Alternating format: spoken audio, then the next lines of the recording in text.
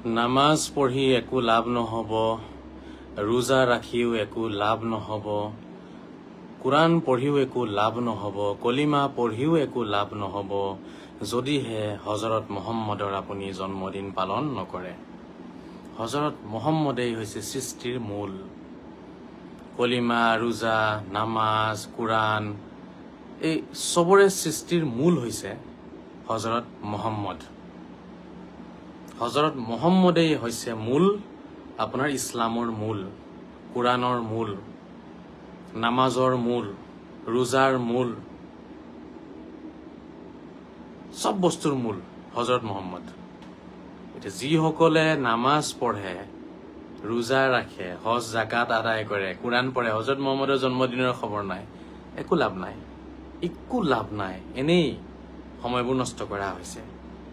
এই কথাটো মনত ৰাখিব। আজি হজৰত মুহাম্মদ সাল্লাল্লাহু তাআলা সাল্লাম তেখেতৰ জন্মদিন, তেখেতৰ উপজা দিন, আজিৰ দিনটো পাৰ হৈছে। কিন্তু আমি কেইজনে হজৰত মুহাম্মদৰ জন্মদিন পালন কৰিলো?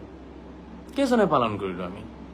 মই আচৰিত হৈছো আমাৰ কেনেকুৱা ধৰণৰ নামাজ, আমি কেনেকুৱা ধৰণৰ ইছলাম পালন কৰিছো। এয়া মই আচৰিত হৈছো যে হজৰত মুহাম্মদ নাহিলে কোৰাণ নাহিল হয়, হজৰত মুহাম্মদ নহলে নামাজ নাথাকিল হয়, হজৰত মুহাম্মদ নহলে মছজিদ নহল হয়, হজৰত মুহাম্মদ নহলে কলিমা নহয়, হজৰত মুহাম্মদ নহলে ইছলাম নহয়, হজৰত মুহাম্মদ নহলে একোৱেই নহয়, ইছলামৰ কোনো নীতি নিয়মেই নাথাকে হজৰত মুহাম্মদ নহলে।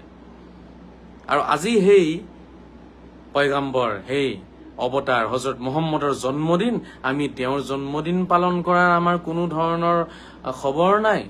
আৰু আমি লৈ পাগল হৈছো কি? নামাজ, ৰোজা, হজ জাকাত, কলিমা লৈ পাগল হৈছো, নামাজ পঢ়ি পাগল হৈ গৈছো। কি লাভ আছে? আপোনালোকে মোক বুজাই দিয়ক।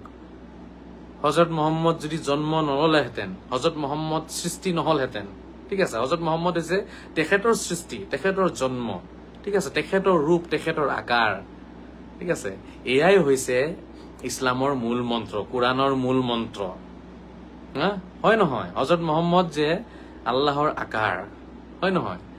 বা হজৰত মুহাম্মদে হৈছে ইছলামৰ মূল মন্ত্ৰ। নামাজৰ সৃষ্টি নহলহেঁতেন যদি হজৰত মুহাম্মদ নাথাকিলহেঁতেন, এই ৰোজাৰ সৃষ্টি নহলহেঁতেন হজৰত মুহাম্মদ নহলে, কলিমাৰ কোনো সৃষ্টি নহলহেঁতেন যদি হজৰত মুহাম্মদ নহল হয়। এই নামাজ, ৰোজা, হজ জাকাত, এই কলিমা, কোৰাণ, এই প্ৰতিটো বস্তুৰ সৃষ্টি হৈছে হজৰত মুহাম্মদ।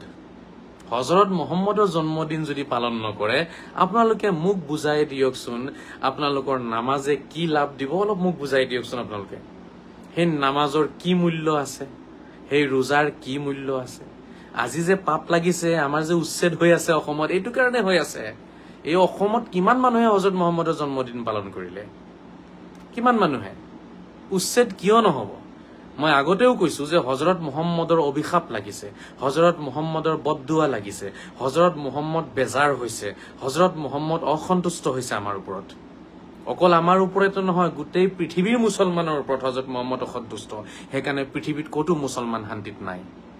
পৃথিৱীত ক'তো আমি শান্তিত নাই, আমাৰ মানুহবোৰ ক'তো শান্তিত নাই।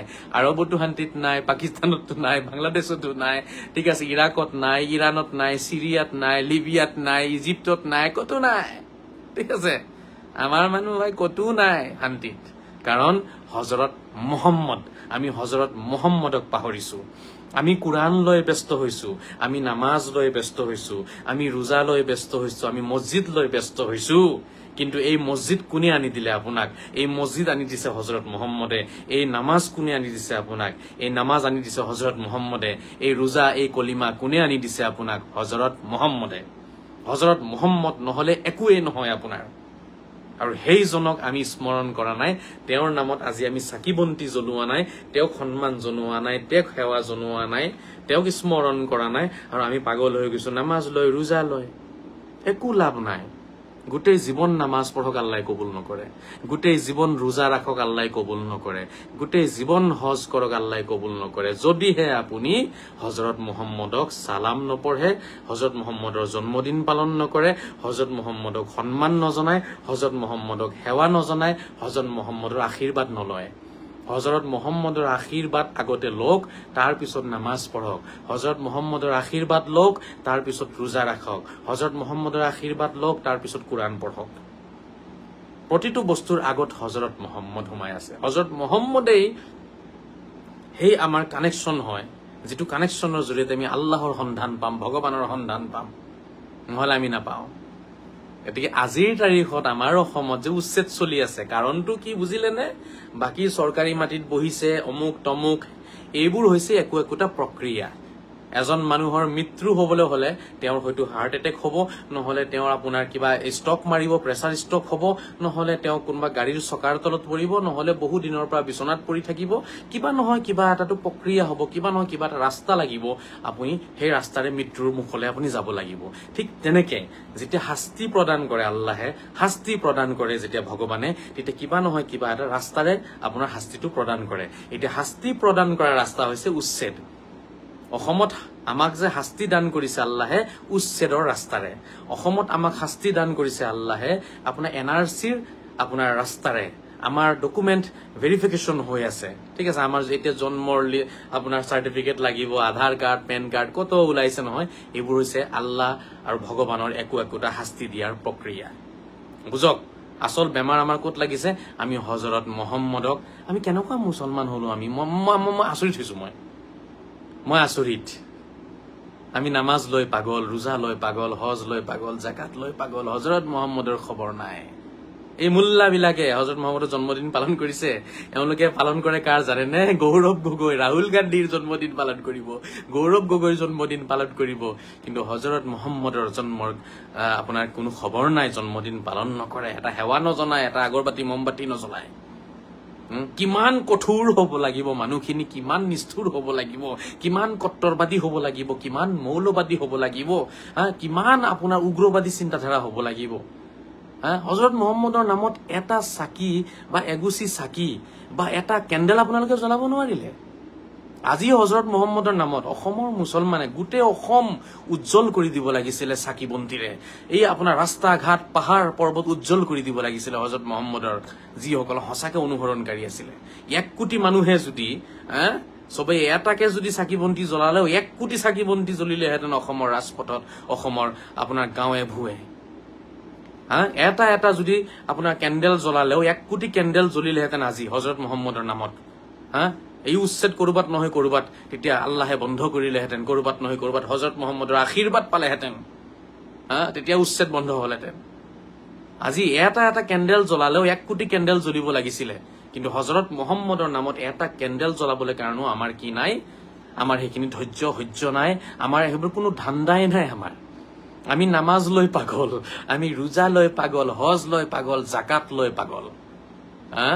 কত যাব এইবিলাক নামাজ রোজা লৈ কাৰ ওচৰত যাব আল্লাহৰ ওচৰত আল্লাহে সৰ্বপ্ৰথমে এইটোৱে সুধিব এই নামাজ তোমাক মই দিছিলো ডাইৰেক্ট উত্তৰ দিব না না হে ভগৱান আপুনি তো আমাক ডাইৰেক্ট নামাজ দিয়া নাই কোনে আনি দিছিলে নামাজ বলে হযৰত মুহাম্মদে আনি দিছিলে হযৰত মুহাম্মদ কোন অৱতাৰ হযৰত মুহাম্মদৰ জন্মদিন পালন কৰিছিলা হযৰত মুহাম্মদৰ নামত এগুছি চাকি জ্বলাইছিলা হযৰত মুহাম্মদৰ নামত এটা কেন্ডেল জ্বলাইছিলা বলে নাই জ্বলোৱা প্ৰভু বলে যোৱা সিধা নৰকলে যোৱা তুমি নামাজ লৈ পেলাই নৰকত যোৱা বহু মানুহ এনেকুৱা যাব বহু মানুহ যে তেওঁলোকে ৰোজা ৰাখিছে বছৰকে বছৰ হে প্ৰভু গুটে বছৰ ৰোজা ৰাখিছো প্ৰভুৱে প্ৰশ্ন কৰিব হে মোৰ সৃষ্টি হে মোৰ সন্তান তুমি হযৰত মুহাম্মদক সন্মান জনাইছিলা কেন্ডেল জনাইছিলা বলে প্ৰভু আমিতো জনোৱা নাই তোমাক ৰোজা কোনে আনি দিছিলে বলে প্ৰভু হযৰত মুহাম্মদে আনি দিছিলে হযৰত মুহাম্মদে আনি নিদিলে তুমি এইটো পালাহেঁতেন নে তুমি ৰোজা বলে নাপালোহেঁতেন তেতিয়াহলে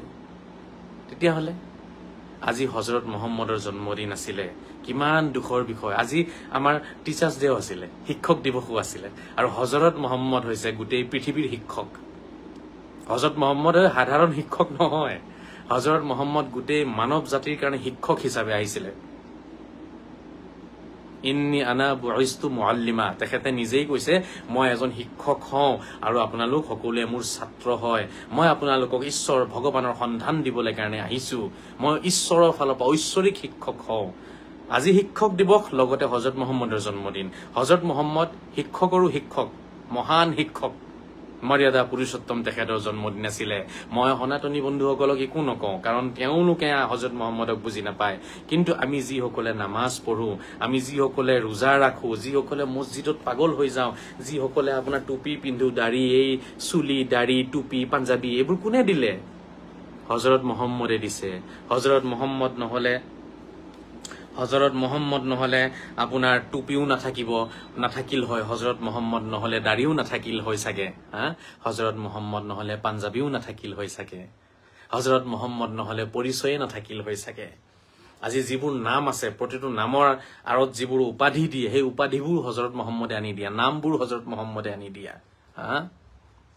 এবাৰ ভাবি চাওক বন্ধুসকল আমি কিমান ডাঙৰ পাপ কৰিছো হজৰত মহম্মদৰ জন্মদিন পালন নকৰো আজি কোটি কোটি কেন্ডেল আমি অসমত ভাৰতবৰ্ষত জ্বলাব লাগিছিলে ভাৰতবৰ্ষত 20-25 কোটি মানুহ আছে তাৰ ভিতৰত 2 কোটি কেন্ডেল জ্বলিলেও গোটেই ভাৰত উজ্বলি গলহেঁতেন আজি গোটেই ভাৰতবৰ্ষৰ মানুহও তেতিয়া ক'লেহেঁতেন যে নহয় তেওঁলোকে তেওঁলোকৰ হজৰত মহম্মদ সাল্লাল্লাহু তাআলা সাল্লাম কেন্ডেল জন্মদিনত কেন্ডেল জ্বলাই তেওঁলোকে সন্মান জনাইছে কিন্তু নাই কিয় মুল্লাৰ দোৱা ঈশ্বৰে কবুল কৰিব আল্লাহে কিয় দোৱা কবুল কৰিব আল্লাহে দোৱা কবুল নকৰে মই অনুৰোধ জনাম অসমৰ সকলো ৰাইজক যিসকল বিপদত পৰিছে বা যিসকল বিপদত পৰা নাই আপোনালোকে অতি সোনকালে হজৰত মহম্মদৰ নামত কেন্ডেল জ্বলাওক এয়া হজৰত মহম্মদৰ জন্মৰ মাহ চলি আছে এই গোটেই মাহটোৱে কেন্ডেল জ্বলাব পাৰিব গোটেই ঘৰত আপুনি শ কেন্ডেল জ্বলাওক তেখেতৰ নামত হজৰত মহম্মদৰ নামত যিমান কেন্ডেল জ্বলাব সিমানে আপোনাৰ জীৱনত পোহৰ আহিব যিমানে আপুনি হজৰত মহম্মদৰ নামত কেন্ডেল জ্বলাই আপুনি অন্ধকাৰ আঁতৰাব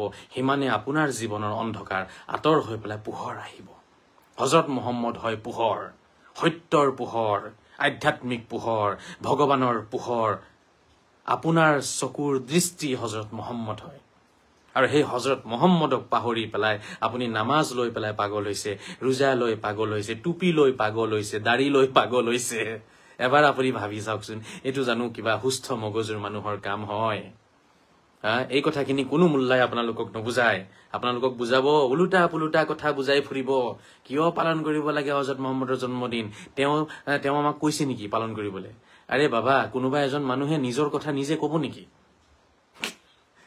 ইমানখিনি কমন সেন্স নাই কোনোবাই নিজৰ কথা নিজে কব নেকি তোমালোকে মোৰ জন্মদিন পালন কৰিবা কোনোবা মহান ব্যক্তিয়ে কয় নেকি এই কথাষাৰ আমাক জাতিৰ পিতা মহাত্মা গান্ধী আমাক কৈছিলে নেকি যে মোৰ জন্মদিন মোৰ মৃত্যুৰ দিন তোমালোকে পালন কৰিবা কোনোবাই কৈছে নেকি আমাৰ গুৰুজনা আমাৰ শংকৰদেৱ গুৰুজনাই আমাক কৈছে নেকি আদেশ দিছে নেকি যে তোমালোকে মোৰ জন্মতিথি তোমালোকে মোৰ তিৰুভাৱ তিথি তোমালোকে পালন কৰিবা ভগৱান শ্ৰীকৃষ্ণই কৈছে নেকি পালন কৰিবা কোনো নকয় সেইটো আমাৰ কমন সেন্স ঠিক আছে সেইটো আমাৰ সাভাষা আপোনাৰ কি কয় এইটো আমাৰ সাধাৰণ জ্ঞানেৰে আমি কথাখিনি বুজি পাব লাগে আজি আমি কিমান যে উগ্ৰবাদী হওঁ এইটো এবাৰ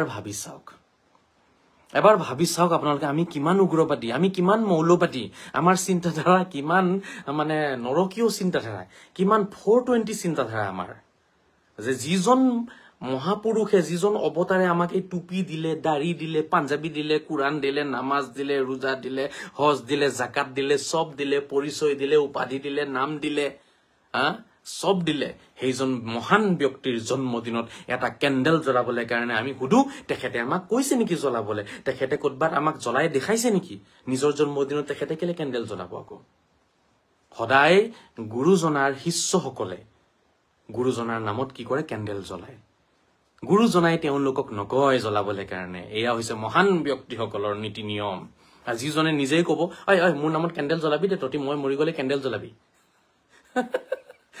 এই মূৰ্খ মুল্লাবিলাকে এইটোৱে প্ৰমাণ বিচাৰে হজৰত মহম্মদে ক'ত কৈছে মোৰ নামত কেন্ডেল জ্বলাবলৈ কাৰণে তই জ্বলাবি বোলে মোৰ নামত এইটো হজৰত মহম্মদে ক'ত কৈছে এইটো বিচাৰি ফুৰিব তেওঁলোকে গোটেই জেহাদী বিলাকে বিচাৰিব সেইকাৰণেতো তহঁতৰ ঘৰ চৰ ভাঙি আছে হজৰত মহম্মদে কেলে ক'ব এই কথাষাৰ কিয় ক'ব লাগে হজৰত মহম্মদে আমি বুজি নাপাওঁ কাক সন্মান জনাব লাগে কাক সন্মান জনাব নালাগে কাৰ নামত কেন্ডেল জ্বলাব লাগে কাৰ নামত কেন্ডেল জ্বলাব নালাগে আমি কি বুজি নাপাওঁ আমাক সেইখিনিও শিকাই দিব লাগিব হজৰত মহম্মদে আমি ইমান মানে নিম্ন মগজুৰ নেকি আমি নিজকে এবাৰ প্ৰশ্ন কৰক বুজক ভাবি চাওক আপোনালোকে মই শ্ৰদ্ধাৰ অসমৰ সনাতনী সমাজৰ সন্মুখত কথাখিনি ক'ব বিচাৰিম আমাৰ মানুহ কিছুমান চাওক কিমান লেতেৰা মন মগজুৰ যিজন মহাপুৰুষে যিজন অৱতাৰে নামাজ ৰোজা হজ জাকাত মছজিদ মাদ্ৰাছা আনি দিলে এই কোৰআন হাদিছ সব আনি দিছে সেইজনৰ জন্মদিনে পালন নকৰে সেইজনৰ নামত কেণ্ডেল নজ্বলায় সেইজনৰ নামত এটা আপোনাৰ কিবা এটা ঘৰখন সজাই নিদিয়ে নহজায় তেওঁলোকৰ কোনো ধান্দাই নাই গতিকে সনাতনীসকল আপোনালোকে যে কয় আমাক আমি উগ্ৰবাদী আমি বাংলাদেশী সেইটো কাৰণে কয় আমি যদি নিজৰ মহাপুৰুষজনৰ জন্মদিনে পালন নকৰো তেতিয়াহ'লে আমি কিমান উগ্ৰবাদী হ'ব লাগিব আমি কিমান কট্টৰবাদী হ'ব লাগিব কিমান সন্ত্ৰাসবাদী চিন্তাধাৰা আমাৰ হ'ব লাগিব C C C C C C C C C C মই কি ক'ম আৰু কিমান উগ্ৰবাদী আমি আমাক যিজনে কোৰআন আনি দিলে যিজনে আমাক নামাজ আনি দিলে যিজনে ৰোজা আনি দিলে সেইজনৰ নামত আমি আজি জন্মদিন পালন কৰিব নোৱাৰো সেইজনৰ নামত এটা কেণ্ডেল জ্বলাব নোৱাৰো আমি কিমান উগ্ৰবাদী আমি কিমান সন্ত্ৰাসবাদী আমি কিমান বেয়া হ'ব লাগিব পৃথিৱীত ভাবি চাই লওক হা আজি আমাক থু এনেই নকৰে মানুহে আৰে আমি নিজৰ মহাপুৰুষজন নিজৰ ধৰ্মগুৰু নিজৰ অৱতাৰ নিজৰ নবীজনৰ নামতে আমি কেণ্ডেল নজ্বলাও আমিনো ক'ত আৰু মহাপুৰুষ শ্ৰীমন্ত শংকৰদেৱৰ নামত জ্বলাম আমিনো ক'ত আৰু যীশুখ্ৰীষ্টৰ নামত জ্বলাম আমিনো ক'ত আৰু শ্ৰীৰামৰ নামত জ্বলাম আমিনো ক'ত আৰু শ্ৰীকৃষ্ণৰ নামত জ্বলাম হা হয় নহয় কথাষাৰ আমি নিজৰজনৰ নামতে নজ্বলাও নিজৰ নবীজনৰ নামতে আমি কেণ্ডেল নজ্বলাও আমি কেতিয়ানো আৰু জ্বলাব পাৰিম আমিনো ক'ত জ্বলাম আমিনো ক'ত শ্ৰীকৃষ্ণৰ নামত জ্বলাম বা ক'তনো আমি দীপাৱলীত জ্বলাম ক'তনো আমি আমাৰ মহাপুৰুষ শংকৰদেৱৰ নামত জ্বলাম আমি নজ্বলাও কাৰণ আমি হৈছো উগ্ৰবাদী আমি হৈছো মৌলবাদী আমি হৈছো কি জানেনে আমাৰ চিন্তাধাৰা হৈছে ভয়ংকৰ সন্ত্ৰাসবাদী চিন্তাধাৰা নামাজ আনি দিছে তেওঁ ৰোজা আনি দিছে টুপি পৰিচয় আপোনাৰ দাড়ি কাৰোবাৰ চুলি ঠিক আছে এই বুৰকা এইবোৰ সব কোনে আনি দিছে হযৰত মুহাম্মদে বুৰকা আনা নাই বুৰকাটো মুল্লাবিলাকে আনিছে ঠিক আছে কিন্তু বৰ্তমানৰ যিটো পৰিচয় আমাৰ হেয়া লাগিলে বুৰকাৰে হওক হেয়া লাগিলে টুপি দাড়িৰে হওক হেয়া লাগিলে পাঞ্জাবীৰে হওক যিয়ে নহওক মছজিদৰে হওক যিটো পৰিচয় সেই পৰিচয়টো কোনে দিলে আমাক এই পৰিচয় দিছে হযৰত মুহাম্মদে আজি সেই হযৰত মুহাম্মদৰ পবিত্ৰ জন্মদিন আছিলে তেখেতৰ উপজা দিন আজি পাৰ হৈ গল কিন্তু অসমত কেইজনে তেখেতৰ নামত সন্ধিয়া কেণ্ডেল জ্বলালে কেইজনে তেখেতৰ নামত সালাম পঢ়িলে কেইজনে তেখেতক স্মৰণ কৰিলে নাই তেখেতক স্মৰণ কৰাৰ প্ৰয়োজন নাই আমি নামাজ পঢ়িম আমি ৰোজা ৰাখিম হযৰত মুহাম্মদ নালাগে আমাক হযৰত মুহাম্মদৰ নামত এনেই নামটো ল'ব আৰু বুজি পাইছেনে নামটো লয় নললে ফজিব নামটো লয় কিন্তু প্ৰকৃততে সন্মান জনাইছেনে ভাবি চাওক হযৰত মুহাম্মদ কোন আছিলে কি কথা কোনো আলোচনাই নাই মই আজি আপোনালোকৰ সন্মুখত দুটামান কথা কম হযৰত মুহাম্মদৰ বিষয়ে কম চমুকে কম বেছি দীঘলীয়া মই নকৰো কিন্তু তাৰ আগত মই আপোনালোকক এই ছবিখন দেখুৱাই লৈছো আজি অসমত যে আমাৰ বিপদ আহিছে আজি যে আমি শান্তিত থাকিব পৰা নাই আমি যে লাঞ্ছিত বঞ্চিত অপমানিত ইয়াৰ কাৰণ হৈছে হযৰত মুহাম্মদৰ অভিশাপ লাগিছে এই প্ৰিয় নবীজনৰ প্ৰিয় জন্মদিনটো আমি পালন নকৰিলো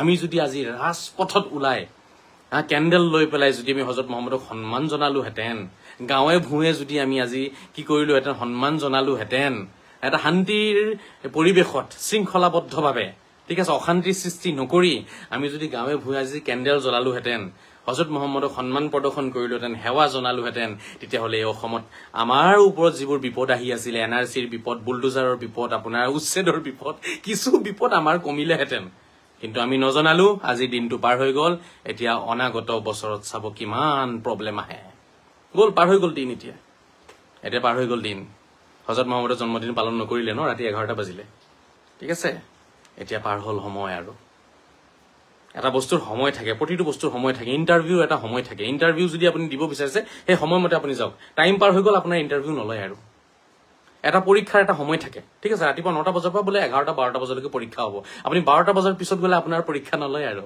আপুনি টাইম মতে পৰীক্ষাত গৈ পেলাই বহিব লাগিব আপুনি টাইম মতে ইন্টাৰভিউত গৈ পেলাই বহিব লাগিব আপুনি টাইম পাৰ হৈ যোৱাৰ পিছত আপুনি যদি কাগজ পত্ৰ লৈ যায় ইন্টাৰভিউ দিবলৈ কাৰণে নলয় আপোনাৰ সব বস্তুৰ টাইম থাকে হযৰত মুহাম্মদৰ জন্মদিন আজিৰ দিনটো উপজা দিনটো আমি পালন নকৰিলো আমি কেনে ধৰণৰ মুছলমান হলো আমি কেনে ধৰণৰ আমি তেখেতক অনুসৰণকাৰী হলো এবাৰ নিজকে প্ৰশ্ন কৰিব ৰাতি বহি পেলাই নিজকে প্ৰশ্ন কৰক নিজকে সুধক এবাৰ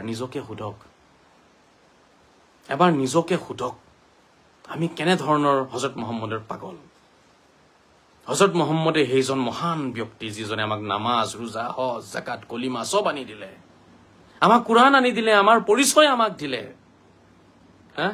যিজনে পোহৰ দিলে আমাক। আৰু সেইজন মহান ব্যক্তিৰ জন্মদিনত আমি এগুচি চাকি জ্বলাব নিবিচাৰো, এটা কেণ্ডেল জ্বলাব নিবিচাৰো। আমি প্ৰশ্ন কৰো, তেখেতে আমাক জ্বলাবলৈ আদেশ দিছে নেকি? তেখেতে জ্বলাই দেখাইছে নেকি? তেখেতে কিয় জ্বলাব? তেখেতে আদেশ কিয় দিব? নিজৰ জন্মদিন শিষ্যসকলক, নিজৰ অনুসৰণকাৰীসকলক, নিজৰ অনুগামীক কোনোবাই কব নেকি যে তোমালোকে মোৰ নামত কেণ্ডেল জ্বলাবা, মোৰ নামত তোমালোকে আগৰবাতি মমবাতি জ্বলাবা, সন্মান জনাবা? এইটো কোনেও নকয়। কোনো মহান ব্যক্তিয়ে এই কথা কৈ নাযায়। এইটো আমি নিজে কৰিব লাগে, আমি নিজে বুজিব লাগে। গতিকে শ্ৰদ্ধাৰ ৰাইজ, বহুত আফচোচৰ বিষয়, অসমত চাব মোল্লাবোৰক চাব নাপাতে, তেওঁলোকে হজৰত মহম্মদৰ জন্মদিন পালন নকৰে। তেওঁলোকে গৌৰৱ গগৈৰ জন্মদিন পালন কৰিছে মাদ্ৰাছাত। হজৰত মহম্মদে শিকাই দিয়া অনুষ্ঠান বা হজৰত মহম্মদৰ নীতি নিয়মত চলাই যোৱা অনুষ্ঠানত হজৰত মহম্মদৰ জন্মদিন পালন নকৰে, কিন্তু তেওঁলোকে গৌৰৱ গগৈৰ জন্মদিন পালন কৰে। কিমান লাজৰ কথা, কিমান তললে নামিছে, কিমান তললে নামিছে মানুহ। এতিয়া গৌৰৱ গগৈৰ জন্মদিন পালন কৰিব, হজৰত মহম্মদৰ জন্মদিনৰ খবৰ নাই, হজৰত মহম্মদৰ জন্মদিনত সন্মান জনাবলৈ কাৰণে খবৰ নাই, সময় নাই, ধৈৰ্য নাই। কি কম এইখন সমাজক, কি কম তেনেকুৱা মানুহক, তেনেকুৱা মন মগজুক মই কি বুলি কম, তেনেকুৱা মেণ্টেলিটিক মই কি বুলি কম? এবাৰ ভাবি চাওক, এবাৰ অনুভৱ কৰিব চেষ্টা কৰক। এই মানৱ জীৱন বিফল হৈ যাব, আপোনাৰ নামাজ বিফল হব, আপোনাৰ ৰোজা কবুল নকৰে আল্লাহে, আপোনাৰ নামাজ কবুল নকৰে আল্লাহে, আল্লাহে আপোনাৰ হজ কবুল নকৰে, আল্লাহে আপোনাৰ কলিমা কবুল নকৰে, আল্লাহে আপোনাৰ একোৱে কবুল নকৰে যদি আপুনি হজৰত মহম্মদৰ জন্মদিন পালন নকৰে। হজৰত মহম্মদৰ জন্মদিনত তেওঁক সেৱা নজনায়, তেওঁৰ আশীৰ্বাদ নলয়, তেওঁৰ নামত যদি কেণ্ডেল নজ্বলায়, আপোনাৰ একোৱে কবুল নকৰে, একোৱে কবুল নকৰে। ইয়াতে কোনো কোৰআনত বিচাৰিব নালাগে, এতিয়া কোনো হাদিছত গৈ বিচাৰিব নালাগে এইবোৰ কথা, যুক্তি এনে এইখিনি কথা আপুনি কোনো কিতাপত বিচাৰিব নালাগে। এইবোৰ নিজৰ মন মগজুৰে বুজা কথা, এটা সাধাৰণ সৰু বাচ্চাইও বুজিব কথাখিনি। 1 2 3 4 5 6ৰ ল'ৰা ছোৱালীও বুজি পাই যাব যে আমাক যিজনে চব দিছে, আমি সেই শিক্ষাগুৰু, সেই মহান গুৰুজনক আমি স্মৰণ কৰিব লাগে, তেখেতৰ আশীৰ্বাদ ল'ব লাগে। কওক, কিমান আচৰিত কথা। মোল্লাবিলাকে এইবোৰ কৰে। অসমত মোল্লা কিমান জেহাদী হয়, মোল্লাৰ দৰে জেহাদী আছে নেকি পৃথিৱীত? কওক, কিমান ডাঙৰ জেহাদী মোল্লাবোৰ। আজি ঘৰে ঘৰে হব লাগিছিলে।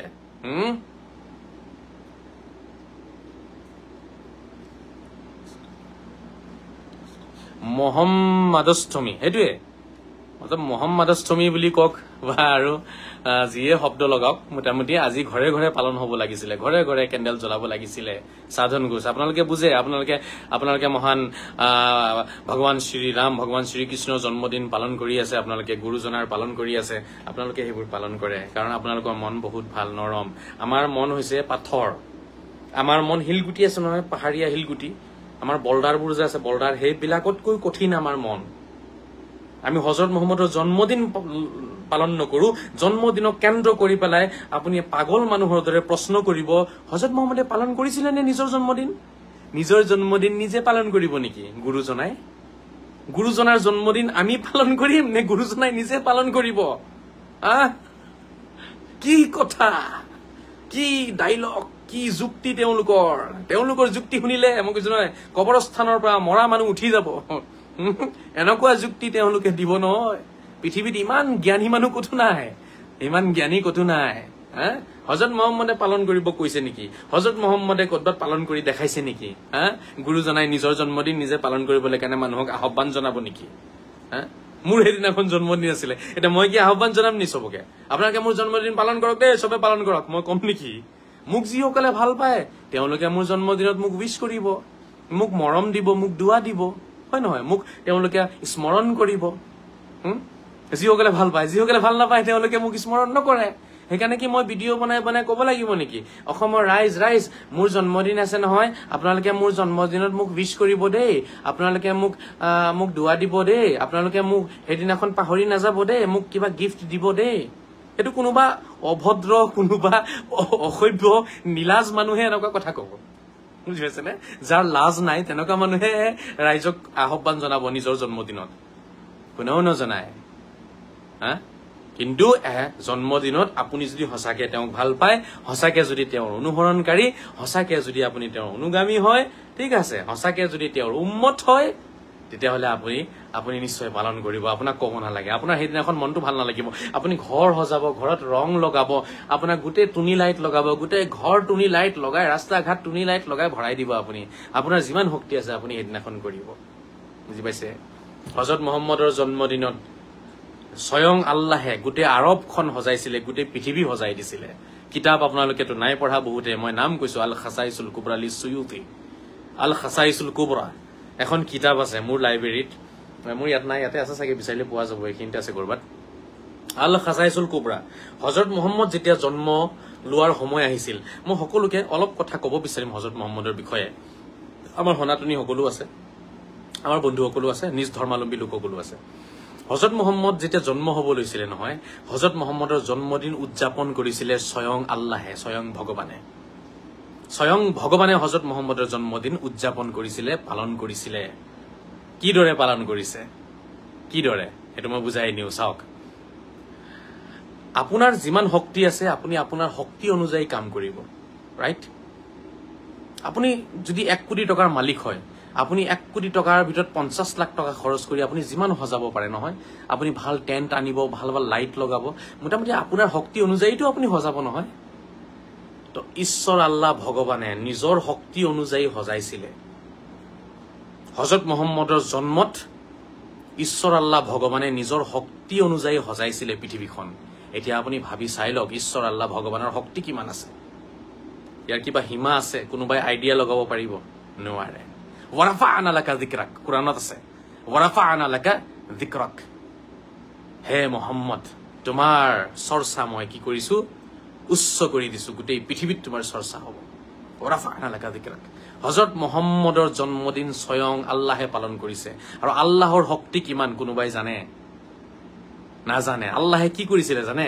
গোটেই পৃথিৱী সজাইছিলে। আজি আমি নিজৰ ঘৰ সজাব নোৱাৰো হজৰত মহম্মদৰ জন্মদিনত। আজি আমি এগুচি চাকি জ্বলাব নিবিচাৰো, এটা কেণ্ডেল জ্বলাব নিবিচাৰো, আৰু আল্লাহে গোটেই পৃথিৱী সজাইছে হজৰত মহম্মদৰ জন্মদিনত। কেনেকে সজাইছে মই বুজাই দিছো শুনক। হজৰত মহম্মদ জন্ম হোৱাৰ সময়ত গোটেই আৰবতে কি হৈছিলে জানেনে? গোটেই আৰবৰ মাটি ফাটি গৈছিলে। আৰবত বৰষুণ নাছিলে কেইবা বছৰ ধৰি। আৰবৰ মাটিত খেতি বাতি নষ্ট হৈ গৈছিলে, খেতি হোৱা নাছিলে। এনেই আৰব আছিলে মৰুভূমি, তাতে আপোনাৰ বৰষুণ কেইবা বছৰ ধৰি নোহোৱাৰ কাৰণে আৰবৰ মাটি, আৰবৰ জমিন ফাটি গৈছিলে। তাতে কোনো ৰকমৰ খেতি নাছিলে। আৰবৰ নদী নলা নাছিলে। তাতে যদি সৰু মৰু কৰবাত আপোনাৰ 2-এটা নদী নলা আছিলে, সেইখিনি শুকাই গৈছিলে। মাটিৰ তলত পানী নাছিলে, গছত ফল নাছিলে, গছত পাত নাছিলে, সব শুকাই খিনাই মৰি শুকাই গৈছিলে গোটেই আৰবৰ গছ গছনিবোৰ। এনেকুৱা এটা ভয়ংকৰ পৰিৱেশ সৃষ্টি হৈছিলে আৰবত। তাত মানুহ থাকিব পৰা পৰিৱেশেই নাছিলে। অক্সিজেনৰ পৰিমাণ কম হ'ব ধৰিছিলে, কাৰ্বন ডাই অক্সাইডৰ পৰিমাণ বাঢ়িব ধৰিছিলে। তাত এনেকুৱা এটা পৰিৱেশ তাত হৈছিলে, মানে আৰব, গোটেই আৰব কাণ্ট্ৰিতে হৈছিলে। এইটো অকল চৌদি আৰবৰ কথা মই কোৱা নাই। আৰব কাণ্ট্ৰি বুলি ক'লে এটা বহুত ডাঙৰ এৰিয়াক বুজায়। সেই গোটেই আৰব কাণ্ট্ৰিত কি হৈছিলে সেই সময়ত? আপোনাৰ গছ গছনি শুকাই গৈছিলে। আৰু হজৰত মহম্মদ যিটো বছৰ জন্ম লৈছে, সেই বছৰ আল্লাহে কি কৰিলে? গোটেই গছ বিলাকত আপোনাৰ ফল আনি দিলে। আপেলৰ গছত আপেল, আঙুৰৰ গছত আঙুৰ, খেজুৰৰ গছত খেজুৰ। আৰবত খেজুৰ বেছি হয়, আপোনালোকে জানে। খেজুৰৰ গছবোৰত খেজুৰ ওলমি ওলমি আপোনাৰ মানে খেজুৰ ইমান মানে বোজা হৈছে যে গছে মানে বোজা ৰাখিব পৰা নাই, ইমান খেজুৰ হৈছিলে আৰবত। আপোনাৰ গোটেই খেতি বাড়িৰ কাৰণে মাটি আপোনাৰ গোটেই কি হৈ গৈছিলে? আপোনাৰ বৰষুণ দি পেলাই নৰম হৈছিলে। গোটেই আৰবত খেতি বাতি হৈ পেলাই সেউজীয়া সেউজীয়া হৈ গৈছিলে গোটেই আৰবখন। যিটো আৰব হালধীয়া হৈ গৈছিলে শুকাই, সেই আৰব সেউজীয়া হৈ গৈছিলে। গোটেই খেতি পথাৰ পাহাৰ পৰ্বত সেউজীয়া হৈ গৈছিলে। হজৰত মহম্মদৰ জন্মৰ উপলক্ষে, জন্মৰ আনন্দত আল্লাহে গোটেই আৰবক সজাই দিছিলে। গোটেই আৰবৰ মানুহৰ পাপবোৰ ক্ষমা কৰি দিছিলে। আৰবৰ মানুহৰ পাপ বাঢ়িছিলে, পাপ বেছি হৈছিলে কাৰণে তাতে আল্লাহে কি কৰিছিলে? গছ গছনিত আপোনাৰ ফল মূল নাইকিয়া কৰি দিছিলে। তাৰে খেতি বাৰীবোৰ শুকাই দিছিলে আল্লাহে। কোনো খেতিত আপোনাৰ কোনো ফচল নাছিলে, পানী নাছিলে। মৰুভূমিত পৰিণত হৈ গৈছিলে গোটেই আৰব কাণ্ট্ৰিখন, বিশাল আৰব কাণ্ট্ৰি। কিন্তু হজৰত মহম্মদৰ জন্ম উপলক্ষে সেই বছৰ বৰষুণ ধাৰাসাৰে হৈছে গোটেই আৰবত। গোটেই আৰবত ধাৰাসাৰে বৰষুণ হৈছে। এনেকুৱা বৰষুণ হৈছে মৰুভূমিটো আপোনাৰ সেউজীয়া গছ জন্ম লৈছে, ঘাঁহ জন্ম লৈছে, গোটেই আৰব সেউজীয়া হৈ গৈছিলে। মই আপোনালোকক অলপ আগতে কৈছিলো, আপুনি আপোনাৰ শক্তি অনুযায়ী সজাব পাৰিব। আপুনি জানো ঘাঁহ গজাব পাৰিব? আপুনি জানো বৰষুণ দিয়াব পাৰিব? আপুনি জানো আপেলৰ গছত আপেল আনি দিব পাৰিব? আপুনি জানো এই খেজুৰৰ গছত আপুনি খেজুৰ আনি দিব পাৰিব? আপুনি কোটি টকা খৰচ কৰিব পাৰিব, আপুনি 100 কোটি খৰচ কৰক, আপোনাৰ আদানী আম্বানীয়েও খেজুৰৰ গছত খেজুৰ আনি দিব নোৱাৰে। আদানী আৰু আম্বানীৰ যিমান টকা আছে, সেই টকাৰে আদানী আম্বানীয়ে পৃথিৱীৰ বিলাসী বিলাসী গাড়ী কিনিব পাৰিব, বিলাসী বিলাসী ঘৰ বনাব পাৰিব, বিলাসী জীৱন যাপন কৰিব পাৰিব। তেওঁলোকে হয়তো এক বটল পানী তেওঁলোকে 1 লাখ 2 লাখ টকাত কিনি খাব পাৰিব। তেওঁলোকে যিটো মাছ খায়, হয়তো সেইটো মাছ 1 কিলো মাছৰ দাম হয়তো 50,000 1 লাখ টকা হ'ব পাৰে, বা 10 লাখ টকাত মাছ কিনি খাব, বা 10 লাখ টকীয়া মাংস কিনি খাব পাৰিব। কিন্তু আদানী আম্বানীৰ গোটেই জীৱনৰ উপাৰ্জন এক কৰিও কোনোবা এটা গছত তেওঁলোকে ফল আনি দিব নোৱাৰে, শুকাই যোৱা গছত পাত আনি দিব নোৱাৰে, শুকাই যোৱা নদীত তেওঁলোকে পানী আনি দিব নোৱাৰে, শুকাই যোৱা পথাৰত বৰষুণ আনি দিব নোৱাৰে, কোনো আনিব নোৱাৰে। একমাত্ৰ পাৰিব পৰম শক্তি ঈশ্বৰ আল্লাহ ভগৱানে। কিছুমান বস্তু আছে ঈশ্বৰ আল্লাহ ভগৱানৰ বাহিৰে কোনেও কৰিব নোৱাৰে। আপুনি আদানী আম্বানীটো মাৰি দিয়ক, গোটেই পৃথিৱীৰ ধন সম্পত্তি একলগে জমা কৰিও আপুনি বৰষুণ আনিব নোৱাৰে, আপুনি বতাহ আনিব নোৱাৰে, আপুনি সন্তান জন্ম দিব নোৱাৰে কাৰো। বুজি পাইছেনে? সেইখিনি ভগৱান ঈশ্বৰ আল্লাহ ভগৱানৰ হাতত থাকে। মই ক'ব বিচাৰি আছিলো যে আপুনি আপোনাৰ শক্তি অনুযায়ী পৃথিৱীখন সজাব পাৰিব, আপুনি আপোনাৰ সামৰ্থ্য অনুযায়ী আপুনি ঘৰ সজাব পাৰিব। আপোনাৰ 1 কোটি টকা থাকিলে হয়তো আপুনি 20-30 লাখ খৰচ কৰি পেলাই গোটেই ঘৰ সজাই দিব। আপুনি ঘৰত বিভিন্ন ৰকমৰ খাদ্য সামগ্ৰী আনি পেলাই আপুনি কি কৰিব? আপুনি আনন্দৰ পৰিৱেশ গঢ়ি তুলিব পাৰিব আপোনাৰ শক্তি অনুযায়ী। তেতিয়াহ'লে আল্লাহৰ শক্তি কিমান থাকিব বন্ধুসকল? আল্লাহৰ শক্তি কিমান থাকিব? আল্লাহে নিজৰ ঐশ্বৰিক শক্তি অনুযায়ী গোটেই আৰব সজাইছিলে। আৰু আপোনালোকে পঢ়িব আল খাছাইছ আল কুবৰা নামৰ কিতাপখন আৰবী ভাষাত আছে, খুব সুন্দৰ কিতাপ। হজৰত মহম্মদৰ গুণগানৰ কিতাপ, হজৰত মহম্মদৰ নাম কীৰ্তনৰ কিতাপ হয় আল খাছাইছুল কুবৰা। জালালুদ্দিন ছুয়ুটি, আজিৰ পৰা প্ৰায় 500-600 বছৰ আগত তেখেতৰ মৃত্যু হৈছে। সেই এগৰাকী ব্যক্তিয়ে, এই ৰাইটাৰে এই কিতাপখন লিখি থৈ গৈছে। তেখেতে তাত হজৰত মহম্মদৰ ঐশ্বৰিক গুণবোৰ, হজৰত মহম্মদ কেনেকুৱা ব্যক্তি আছিল, তেখেতৰ কি কি গুণ আছিলে, তেখেতক প্ৰাকৃতিক বস্তুবোৰে, গছ গছনিয়ে কিমান সন্মান কৰিছে, এই পৃথিৱীৰ সূৰ্যই কিমান সন্মান কৰিছে, সূৰ্যদেৱে কিমান সন্মান কৰিছে, চন্দ্ৰদেৱে কিমান সন্মান কৰিছে, আকাশৰ তৰাবিলাকে হজৰত মহম্মদক কিমান সন্মান কৰিছে, তৰাবোৰ হজৰত মহম্মদৰ লগত খেলিছে। তেখেতে লিখি থৈ গৈছে। হজৰত মহম্মদৰ জন্মৰ কাহিনী কলে আপোনালোকে কান্দিব। এই মহান ব্যক্তিজনক আমি পাহৰি যোৱাৰ কাৰণে উচ্ছেদ হৈ আছে। মই বাৰে বাৰে কম, হজৰত মহম্মদৰ লগত আমি কি কৰিছো? আমি তেখেতক অসন্মান কৰিছো, তেখেতক অপমান কৰিছো আমি, সেইকাৰণে আজি উচ্ছেদ হৈ আছে। হজৰত মহম্মদ যেতিয়া মাৰ কোলাত আছিলে নহয়, যেতিয়া মাকৰ কোলাত আছিলে, গাখীৰ খোৱা বাচ্চা, ঠিক আছে, হজৰত মহম্মদে যেতিয়া ভৰিবোৰ হিলাই নহয়, এনেকে সৰু সৰু ভৰি, তেখেতে ভৰিখিনি যেতিয়া হিলাই নহয়, তেখেতে যিফালে ভৰি হিলাই সেইফালে তৰাবোৰ গুচি যায়। তেখেতে যিফালে ভৰি হিলাই সেইফালে তৰা যায়, জোন সেইফালে গুচি যায়। মানে তেখেতৰ হাত ভৰি যেনেকে লৰাই তেনেকে আকাশৰ জোন আৰু আপোনাৰ তৰাবিলাকে লৰচৰ কৰি আছিলে। এয়া সেই সময়ত গোটেই আৰবৰ মানুহে দেখিছে। আৰবৰ মানুহে দেখি আচৰিত হৈ গৈছে, এয়া কেনেকুৱা ঐশ্বৰিক সন্তান জন্ম লৈছে। এই সন্তানে যেতিয়া ভৰি লৰাই, জোনবাই ইফালে গুচি যায়, বাওঁফালে ভৰি লৰালে জোনবাই বাওঁফালে গুচি যায়, হাত লৰালে সোঁফালে তৰাখিনি গুচি যায়। আকাশৰ জোন বেলি তৰাই হজৰত মহম্মদৰ লগত খেলিছিলে। এনেকুৱা মহান অৱতাৰ হয় তেখেত। জোন বেলি তৰা তেখেতৰ লগত খেলিছে, তেখেত যেতিয়া সৰু বাচ্চা আছিলে। তেখেতক আপোনাৰ আকাশৰ ডাৱৰে আহি এনি টাইম এনেকে আৱৰি ৰাখিছে। তেখেতৰ গাত কেতিয়াও সূৰ্যৰ তাপ পৰা নাছিলে, সূৰ্যদেৱে তেখেতৰ গাত তাপ পেলোৱা নাছিলে। আকাশৰ পৰা ডাৱৰ, বাদল, মেঘ আকাশৰ পৰা এনি টাইম হজৰত মহম্মদৰ মূৰৰ ওপৰত থাকিছে। হজৰত মহম্মদ ৰাস্তাৰে খোজকাঢ়ি গলে তেখেতৰ গাৰ ছালকে ৰাস্তাত নপৰে। হজৰত মহম্মদৰ দেহাৰ ছাঁ, আমি যেতিয়া বেলি, মোৰ ছাঁটো পৰিছে দেখিছে, এইটো মোৰ ছাঁ হয়, এইটো মোৰ ছাঁ পৰিছে নহয়।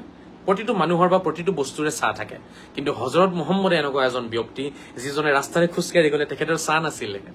কাৰণ তেখেত হৈছিলে পোহৰৰ ছাঁ নাথাকে, সূৰ্যৰ ছাঁ নাথাকে, জোনবাইৰ ছাঁ নাথাকে। পোহৰ বোলা বস্তুটো যিটো লাইটৰ কি নাথাকে? ছাঁ নাথাকে। আপুনি ইয়াতে লাইট এটা জ্বলাই দিয়ক, লাইটৰ অকল পোহৰে থাকিব, তাত ছাঁ নাথাকে। হজৰত মহম্মদ তেনেকুৱা মহান ব্যক্তি আছিলে।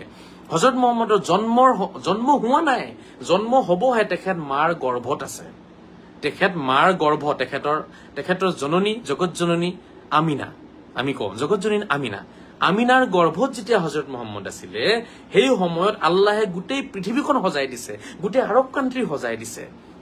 যাৰ সন্তান হোৱা নাছিলে তেওঁলোকৰ সন্তান হৈ গৈছে। হজৰত মুহাম্মদৰ জন্মৰ আগত আৰবত সন্তান বন্ধ হৈ গৈছিলে, আৰবৰ মানুহৰ সন্তানেই নহয়।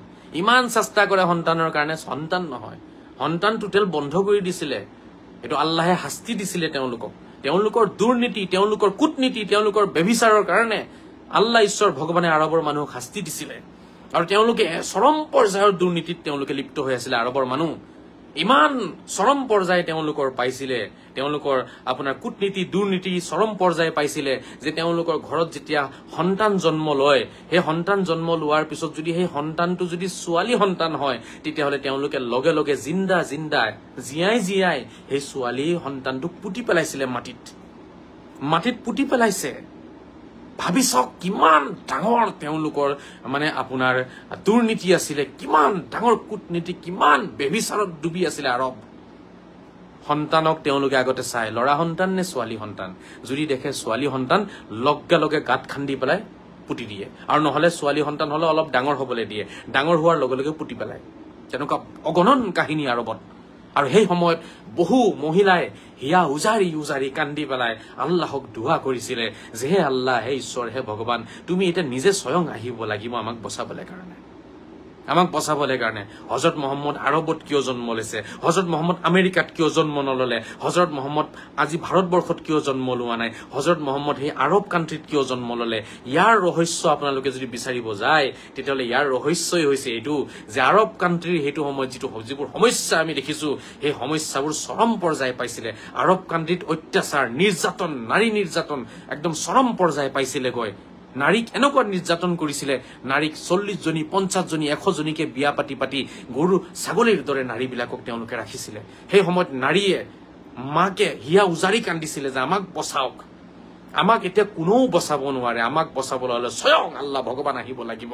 তাৰপিছত এয়া ঈশ্বৰ আল্লাহ ভগৱানৰ আকাৰ হজৰত মুহাম্মদৰ ৰূপত আৰবত জন্ম লৈছে। নাৰীৰ উদ্ধাৰৰ কাৰণে, মহিলাৰ উদ্ধাৰৰ কাৰণে, মহিলাক সুৰক্ষিত কৰিবৰ কাৰণে হজৰত মুহাম্মদ জন্ম লৈছিলে আৰবত। আৰবৰ কালচাৰ জানিব লাগিব, আৰবত চলি থকা কথাবোৰ আমি বুজিব লাগিব। তাত কিয় হজৰত মুহাম্মদ জন্ম লগীয়া হল, তাত এনেকুৱা কি ব্যভিচাৰ চলি আছিলে, এনেকুৱা কি দুৰ্নীতি, এনেকুৱা কি নিৰ্যাতন, এনেকুৱা কি অত্যাচাৰ চলিছিলে যে অৱতাৰ ল'বলগীয়া হল তাত হজৰত মুহাম্মদ। আমি এইবোৰ চিন্তা কৰিব লাগিব। কিন্তু মই সেইফালে নাযাওঁ, এই ৰহস্যৰ ফালে মই নাযাওঁ, এইবোৰ বহুত উচ্চ স্তৰৰ কথা।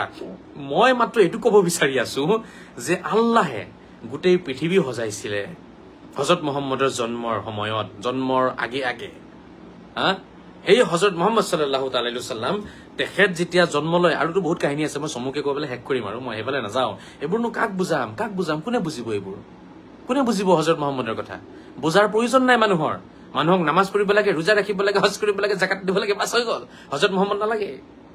হজৰত মুহাম্মদৰ জীৱনী একো নাজানো আমি, হজৰত মুহাম্মদৰ জন্মৰ কাহিনী আমি নাজানো, হজৰত মুহাম্মদৰ মানে কি গুণ আছে আমি নাজানো। আমি লৈ মৰিছো নামাজ, আমি লৈ মৰিছো ৰোজা, আমি লৈ মৰিছো জাকাত, লৈ মৰিছো টুপি, লৈ মৰিছো দাড়ি, লৈ মৰিছো পাঞ্জাবী, লৈ মৰিছো বুৰকা। আমাক সেইবোৰ লাগে, আমাক হজৰত মুহাম্মদ নালাগে। আল্লাহে গোটেই পৃথিৱীখন সজাইছে আল্লাহৰ শক্তি অনুযায়ী। যিবোৰ মহিলাৰ সন্তান হোৱা নাছিলে সেই মহিলাসকলে হজৰত মুহাম্মদৰ জন্মৰ সেই বছৰত সকলোৱে গৰ্ভৱতী হৈছে গোটেই আৰবত। এইটো আল্লাহে নিজৰ শক্তি অনুযায়ী সজাইছে। কাৰণ সন্তান নহলে পৃথিৱীখন কেনেকুৱা লাগিব, অন্ধকাৰ লাগিব। সন্তান নহলে এটা ফেমিলি অন্ধকাৰ লাগিব। অন্ধকাৰ অতৰাই দিয়াৰ নামেই হৈছে সজাই দিয়া। সজাই দিয়া কাক কয়? য'ত অন্ধকাৰ আছে তাত লাইট লগাই দিয়ক, সেইটোকে সজোৱা বুলি কয় ন। তো আপুনি আপোনাৰ শক্তি অনুযায়ী টুনি লাইট লগাই দিব বা আৰু কিবা বাল্ব লগাই দিব, আৰু কিবা আপোনাৰ হেলোজেন লগাই দিব, কিন্তু আপোনাৰ পৰিয়ালৰ অন্ধকাৰ অতৰাই দিয়া সেইটো আচলতে আচল শুৱনি হয়। তাকে আচল সাজাৱট বুলি কয়, সজোৱা বুলি কয়। হজৰত মুহাম্মদৰ জন্মৰ সেই দিনকেইটাত, সেই সময়ছোৱাত আল্লাহ পাকে গোটেই আৰবৰ মানুহৰ ঘৰ সজাই দিছিলে। যাৰ ঘৰত সন্তান নাছিলে সন্তান হৈছে, যোনে ল'ৰাৰ আশা কৰিছে তেওঁলোকক ল'ৰা দান কৰিছে, যোনে ছোৱালীৰ আশা কৰিছিলে তেওঁলোকক ছোৱালী দান কৰিছিলে। কাৰো বুকু খালি থকা নাছিলে, কোনো নাৰীৰ বুকু খালি থকা নাছিলে। এনেকুৱা কোনো নাৰী নাছিলে যিগৰাকী নাৰীয়ে আল্লাহক দুৱা কৰিছে আৰু সেই বছৰ সন্তান জন্ম হোৱা নাই। হজৰত মুহাম্মদৰ জন্ম উপলক্ষে হাজাৰ হাজাৰ লাখ লাখ কোটি কোটি সন্তান জন্ম লৈছিলে আৰবত। সকলো নাৰীৰ বুকু ভৰাই দিছিলে আল্লাহে, বুকু আনন্দৰে ভৰাই দিছে। অকল নাৰীৰ বুকু ভৰাই দিয়া নাই, গছৰ পাত আনি দিলে, গছত ফল আনি দিলে, নদীত পানী আনি দিলে, ঠিক আছে, খেতিত আপোনাৰ ফচল আনি দিছিলে, আল্লাহে চব দি দিছিলে, দি গোটেই পৃথিৱী সজাই এই হজৰত মহম্মদৰ সৃষ্টিৰ সময় চাপি আহিছিলে। আজি ভাবক সেই হজৰত মহম্মদৰ এই মহান দিনটো, আজিৰ দিনটো পাৰ হৈ গৈছে, আমি এটা কেণ্ডেল জ্বলোৱা নাই, আমি এগুচি চাকি নজ্বলালো, আমি তেখেতক সন্মান নজনালো। আমি কেনেকুৱা মুছলমান, আমি কেনেকুৱা মানুহ, আমি কিমান 420 হব লাগিব? আমাৰ নিচিনা ঘাটিয়া, আমাৰ নিচিনা থাৰ্ড ক্লাছ মানুহ আছে নেকি কওকচোন? হজৰত মহম্মদৰ নামত এটা কেণ্ডেল, টকা আছে আমাৰ, কোটি কোটি টকা আছে, লাখ লাখ টকা আছে, এটা কেণ্ডেল কিমান? 10 টকা। এগুচি চাকি কিমান? 20 টকা। আমি কেনেকুৱা হব লাগিব? মোৰ বহুত আফচোচ লাগিছে, দুখ লাগিছে। আপোনালোকে মোক গালি পাৰে, আপোনালোকে মোক গালি পাৰে, আপোনালোকে নিজকে আইনাত চাওক, এবাৰ আইনাৰ সন্মুখত থিয় হৈ নিজৰ ফেচ কাটিং চাওক, নিজৰ নাম, নিজৰ পৰিচয় চব হজৰত মহম্মদে দিছে আপোনাক। আপোনাৰ পৰিচয়, বংশৰ পৰিচয়, আপোনাৰ আইডেন্টিটি, আপোনাৰ যি আছে চব হজৰত মহম্মদে দান কৰা হয়। গতিকে সেই মহান ব্যক্তিৰ নামত আপুনি এগুচি চাকি নজ্বলোৱাকে কেনেকে থাকিলে? আপুনি এটা কেণ্ডেল নজ্বলোৱাকে কেনেকে থাকিলে? আপোনাৰ মনটোৱে কেনেকে মানিলে? আপোনাৰ মন ইমান কঠোৰ হৈছে নে? ইমান নিষ্ঠুৰ নে? ইমান পাথৰ নে? মনটো ইমান আপোনাৰ নিষ্ঠুৰ কেনেকে হ'ল? এবাৰ ভাবি চাওক বন্ধুসকল, আজি আমাৰ ওপৰত এই কাৰণে আজাব আহিছে, এই কাৰণে শাস্তি আহিছে। উচ্ছেদৰ ৰাস্তাৰে আল্লাহে আমাক শাস্তি দি আছে, আজি NRCৰ ৰাস্তাৰে আল্লাহে আমাক শাস্তি দি আছে, বাংলাদেশীৰ নামত আজি আমাৰ ওপৰত শাস্তি হৈ আছে। এয়া হজৰত মহম্মদৰ বদদুৱা হয়, হজৰত মহম্মদৰ হয় অভিশাপ। এই কথাখিনি মনত ৰাখিব, আপোনালোকে প্ৰায়শ্চিত কৰক, এতিয়াও সময় আছে, গোটেই মাহ আছে নহয়। আজিৰ দিনটোত নজ্বলালে, আজিৰ দিনটোত জ্বলোৱাৰ যিটো পাপ কৰিছে সেইটোতো কৰিলোৱে আমি। আজিৰ দিনটোত আমি সকলোৱে নিজৰ ঘৰে ঘৰে কেণ্ডেল জ্বলাব লাগিছিলে, আমি নজ্বলালো, সেইটোতো পাপ হলে এতিয়া প্ৰায়শ্চিত কৰক। কমচ কম অহাকালি মই অনুৰোধ জনাম, অহাকালি, তাৰপিছত পৰহি, তাৰপিছত আৰু দিনবোৰত, এই গোটেই মাহটো হজৰত মহম্মদৰ জন্মৰ এই গোটেই মাহটোত আপোনালোকে নিজৰ নিজৰ ঘৰত কেণ্ডেল জ্বলাওক, চাকি জ্বলাওক, চাকি বন্তি জ্বলাওক, ঠিক আছে। বজাৰত গৈ পেলাই চাকি কিনক, তেল কিনক, হলিতা কিনক, আনি হজৰত মহম্মদৰ নামত জ্বলাওক, 5 গুচি চাকি জ্বলাওক, 50 গুচি চাকি জ্বলাওক, জ্বলাই হজৰত মহম্মদক সেৱা কৰক, স্মৰণ কৰক, সালাম পঢ়ক হজৰত মহম্মদৰ নামত। কেনেকে আপোনালোকে পাহৰিলে হজৰত মহম্মদক? মই আচৰিত হৈছো, কেনেকে পাহৰিলে হজৰত মহম্মদক? কেনেকে হজৰত মহম্মদৰ জন্মদিন পালন নকৰাকৈ থাকিব পাৰিলে? কেনেকে আপোনাৰ অন্তৰে এই বস্তুটো গ্ৰহণ কৰিলে? কেনেকে আপুনি এই বস্তুটো বিশ্বাস কৰিলে? আপোনাক যি আপোনাৰ জীৱনত আছে চব হজৰত মহম্মদৰ দিয়া, হজৰত মহম্মদৰ দিয়া পৰিচয় লৈ জীয়াই আছে। হজৰত মহম্মদ নহলে একোৱেই নহব। তেখেত কেনেকুৱা মহান হব লাগিব ভাবি চাওক। বহুত আপোনালোকে ইতিহাস পঢ়িছে, বহুত পঢ়িছে, এনেকুৱা মহান ধৰ্মগুৰু, এনেকুৱা মহান অৱতাৰ তেখেতৰ সৰু সৰু ভৰিবিলাকে যেতিয়া খেলিছিলে, তেতিয়া আকাশত জোনবাই আৰু তৰাবিলাকে তেখেতৰ ভৰিৰ লগে লগে লৰচৰ কৰিছিলে। তেখেতৰ হাতৰ আঙুলিৰ ইচাৰাত আকাশৰ জোনবাই 2 টুকুৰা কৰি দিছিলে।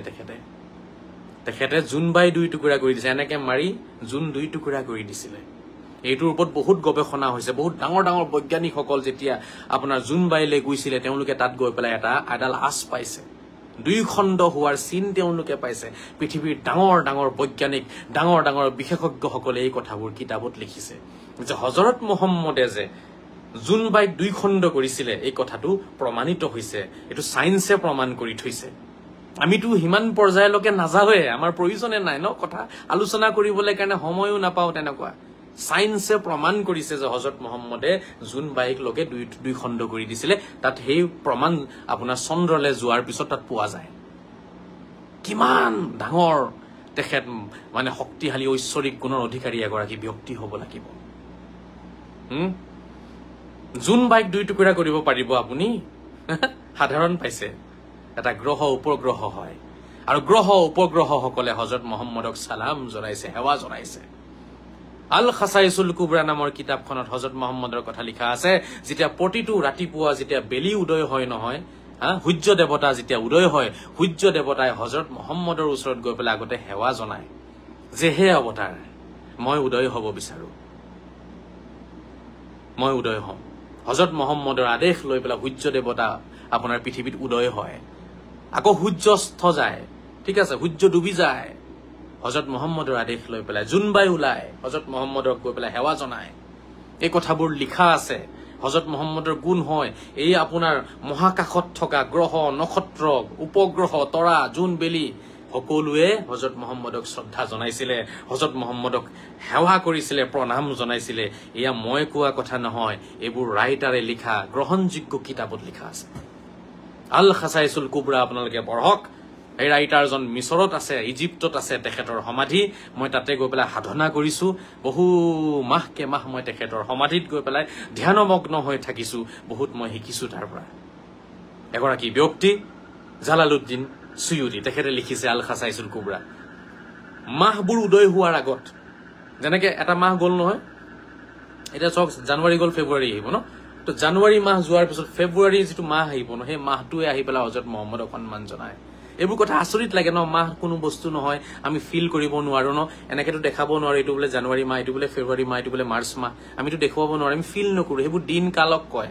কিন্তু তথাপি সেই দিন কাল সেই সময়ে সেই দিন কাল সময়ও হযরত মুহাম্মদক সেৱা কৰিছে প্ৰণাম জনাইছে কিন্তু আমি নজনাও আমি এগুছি চাকি নজলাও আমি নজলাও আৰে হনাতনী সকলক বাদ দিয়ক হনাতনী সকলটো তেওঁলোকে বহুত বেছি নাজানে হযরত মুহাম্মদৰ কথা বা তেওঁলোকে তো তেখেতৰ হযৰত মুহাম্মদৰ ৰুলস তেখেতৰ সংবিধানটো মানা নাই কিয় নহয় কিন্তু আমিতো মানু আমিতো তেখেতৰ গুণগান কৰো আমিতো হযৰত মুহাম্মদ নহলে মৰি যাম নহয় তো আমি কমস কম হযৰত মুহাম্মদৰ নামতে একগুছি চাকি কিয় নজলালো এটো বিষয় আলোচনাৰ চৰ্চাত আহিব এটো মই চৰ্চা কৰি যাম এটো মোক লাগিব এটো উত্তৰ কিয় আমি এগুছি চাকি নজলালো হযৰত মুহাম্মদৰ নামত কিয় এটো উত্তৰটো আপোনালোকে মোক দিব নিজকে প্ৰশ্ন কৰক আপুনি কেনেকুৱা মুছলমান নিজকে প্ৰশ্ন কৰক আপুনি কেনেকুৱা ইছলামৰ অনুসৰণকাৰী হযৰত মুহাম্মদৰ নামত এগুছি চাকি নজলায় আৰু হযৰত মুহাম্মদৰ মৰ্যাদা চাওক হযৰত মুহাম্মদ সাল্লাল্লাহু আলাইহি ওয়াসাল্লামৰ গুণ গৰিমা চাওক গোটেই আৰব কান্ট্ৰিত কি হৈছিলে আপোনাৰ সমুদ্ৰত মাছকে মাছ কিতাবত লিখা আছে আল খাসাইসুল কুবৰা মই বাৰে বাৰে কিতাপখনৰ নাম কৈছো হযৰত মুহাম্মদ যেতিয়া জন্ম লৈ বহুত কাহিনী তেখেতৰ বহুত ইতিহাস আছে গোটেই ৰাতি পাৰ হ'ব মই ডাঙৰ কিছুমান কথা কৈ পেলাই বিদায় ল'ব বিচাৰি আছো আপোনালোকৰ পৰা হেইফালে মই যোৱা নাই মই যাম মই আলোচনা কৰিম হযৰত মুহাম্মদ কোন হযৰত মুহাম্মদৰ গুণ গৰিমা কি মই আলোচনা কৰিম শ্ৰীকৃষ্ণ কোন শ্ৰীকৃষ্ণৰ গুণ গৰিমা কি মই আলোচনা কৰিম শ্ৰীৰাম কোন শ্ৰীৰামৰ গুণ গৰিমা কি মই সব আলোচনা কৰিম লাহে লাহে মই সব আলোচনা কৰিম কাৰণ মই সকলোকে মই সমান্তৰালকৈ বিশ্বাস কৰো শ্ৰদ্ধা কৰো ভক্তি কৰো মই আলোচনা কৰিম আমাৰ সংখ্যালঘু সমাজে মোক বহুতে কয় আপুনি অকল হিন্দু মানুহৰ কথাই পাতি থাকে আমাৰ নাপাতে সব তেনেকুৱা একো কথা নাই এটা হিন্দু মুছলমানৰ কথা আনে সকলোৱে আমাৰ হয় সকলোৱে আল্লাহৰ সৃষ্টি সকলোৱে ভগৱানৰ সৃষ্টি হয় আমিও ভগৱানৰ সৃষ্টি হওঁ গতিকে সব আলোচনা হ'ব সময়মতে আমাৰ ভুলখিনি মই আগতে অতৰাই আছো তাৰ পিছত লাহে লাহে মই সকলো কথাই আপোনালোকক জনাম হযৰত মুহাম্মদৰ গুণ গৰিমা আপোনালোকে মোৰ মুখেৰে শুনিব বিচাৰে মই আপোনালোকক জনাম আপোনালোকে কান্দি পাগল হৈ যাব যে আমিতো হযরত মুহাম্মদক এনেকুৱা ভাবা নাছিলো এনেকুৱা তেখেতৰ চৰিত্ৰ তেখেতৰ গুণ তেখেতৰ মৰ্যাদা আমি ইমান আছে বুলি আমিতো জানা নাছিলো আপোনালোকে নাজানে ইতিহাসত যেতিয়া পঢ়িব চকু পানী ওলাব কান্দিব এইবোৰ আসলতে ঝামেলাটো হৈছে গোটেইবোৰ আৰবী ভাষাত আছে এটা আৰবী ভাষা আমি নাজানো বুজি নাপাও একেন আমি তেখেতকো চিনিব পৰা নাই আৰু যিসকলে ট্ৰান্সলেট কৰিছে তেওঁলোকে যি ইতি উলুটা পুলুটা ট্ৰান্সলেট কৰি পেলাই আমাক কি কৰিছে ধ্বংস কৰি পেলালে আমাৰ চকুত ধুলি দি দিলে এতিয়া আপোনালোকে এটা কথাকে ভাবকচোন সব বস্তু এফালে থৈ পেলাই যিমান যুক্তি আছে সকলো যুক্তি এফালে থৈ পেলাই আপুনি মাত্ৰ এটা কথাকে ভাবক যে হযৰত মুহাম্মদ নহলে আপোনাৰ পৰিচয় নাথাকিব হযৰত মুহাম্মদ নহলে টুপি নাথাকিব হযৰত মুহাম্মদ নহলে পাঞ্জাবী নাই হযৰত মুহাম্মদ নহলে এই দাড়িৰ পৰিচয় নাই হযরত মুহাম্মদ নহলে কুরআন নাই কলিমা নাই নামাজ নাই রোজা নাই হজ নাই যাকাত নাই কাবা নাই ঠিক আছে আপোনাৰ কি মসজিদ নাই হযৰত মুহাম্মদ নহলে একোৱেই নাই